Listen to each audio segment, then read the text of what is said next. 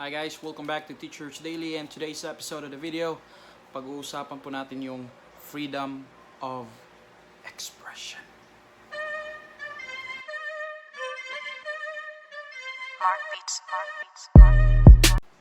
Alright, so with the recent issue with posting on social media, is it wrong or right? Dito po natin matatalakay yung konsepto po ng freedom of expression. Let's talk about the history of freedom of expression po mga kaibigan. Alam nyo ba yung the free speech is a basic human right po noong 1948 Geneva Declarations on Human Rights po mga kaibigan.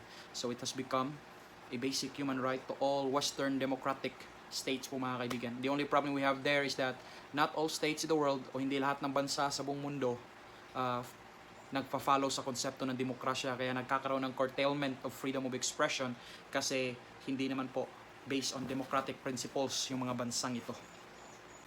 I think the oldest written records of the usage of free speech mo mga kaibigan is when you will go back to the Roman Republic mga kaibigan.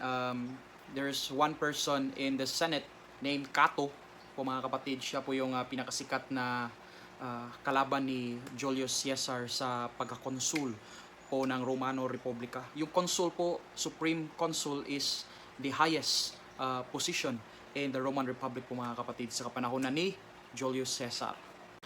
So what's up mga kapatid?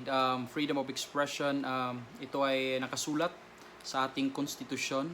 You can check that in Article 3, the Bill of Rights, Section 4 mga kapatid. At sinasabi po doon na the government shall not make any laws that would abridge the freedom of expression or anything that would repel or that would prohibit freedom of expression among citizens po mga kapatid.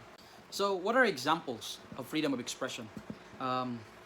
These are common things that we say every day in the public, no, mga kapatid.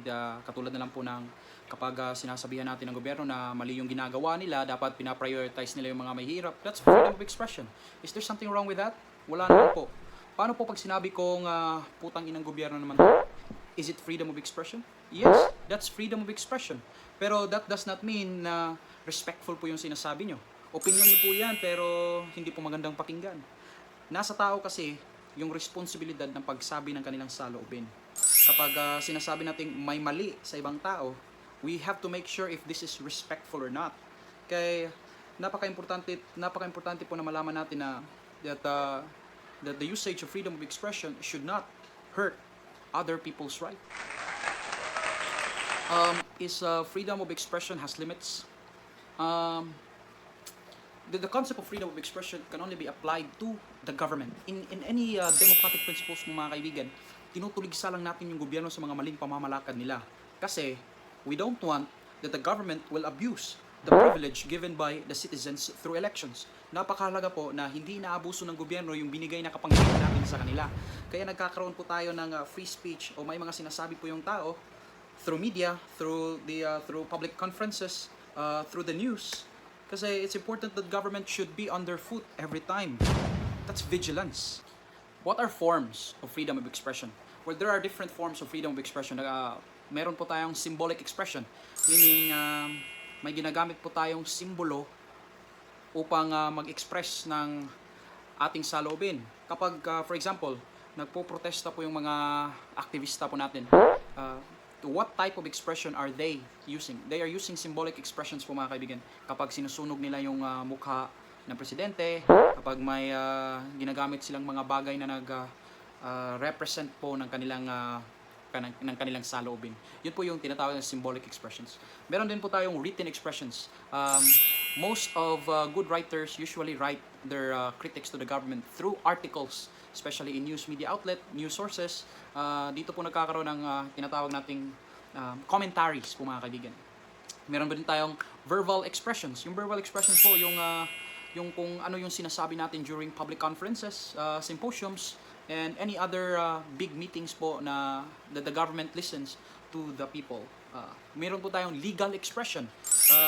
Ito po yung tinatawag nating we can file a complaint to any public officials or public employees committing crimes, committing administrative sins against the people. Ito po yung ginagamit nila na legal expressions. Nagpa-file sila ng case, complain, sa mga umaabuso sa kapangyarihan ng gobyerno. Yan. Sir, I am a private citizen and I work in a private company and I am a private employee. Can I use freedom of expression to criticize my employer? Big question po yan mga kapatid, because the problem with freedom of expression is that since it's a right, it's a natural right given in the Constitution, that right can only be used to point out governmental organizations o yung mga public employees or public officials na nagtatrabaho sa gobyerno or the government itself. So, if you're a private employee and you're targeting your company, hindi mo na pwedeng gamitin yung freedom of expression.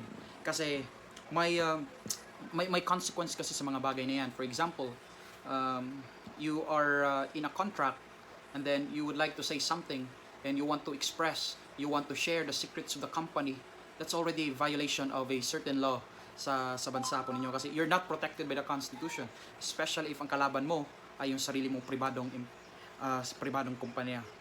There are things that you need to consider. Pwede kang matanggalan ng trabaho, but you can still express your freedom of expression. If they do not like what you are sharing, you can still express, but they can file a case against you. Now the problem is, you will be facing the courts of law. And that's a bigger problem now. Since the concept of freedom of expression po mga kaibigan ay limited lamang po sa pagtuligsa sa gobyerno. Is it wrong to criticize the government?